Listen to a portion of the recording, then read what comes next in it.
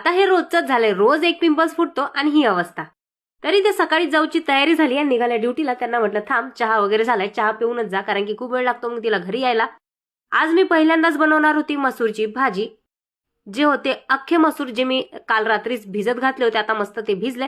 तर थोडासा बेसिक असा मसाला तयार केला, ज्यामध्ये 2 मीडियम टोमॅटो, 2 मीडियम कांदे, थोडंसं खोबरं आणि 3-4 मिरच्या, जे मी सर्व भाजून घेतलंय आधी. आता ते मिक्सर मधून काढेल. तेल तापल्यानंतर त्यामध्ये थोडेसे खडे मसाले टाकले, जसं की जिरं, तेजपत्ता, 2 लवंग, 4 मिरे आणि थोडीशी मोहरी. आणि हे आलं लसूण आहे, जे मी ठेचून काढले, ते देखील त्यामध्ये ऍड केलं.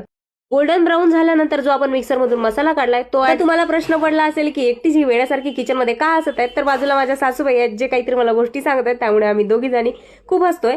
थोडंसं लाल तिखट मीठ टाकून मसाला मस्त भाजून घेतली. 2 शिट्या झालेल्या कुकर मधली अख्खी मसूर आपल्या कढईमध्ये ऍड केली. थोडासा हवा रसा म्हणून पाणी टाकलं. तर अशारित्या आपली मसूरची डाळ तयार झाली. जो नाव ठेवणारा माझा नवरा आहे, तो सुद्धा माझं खूप कौतुक करत होता.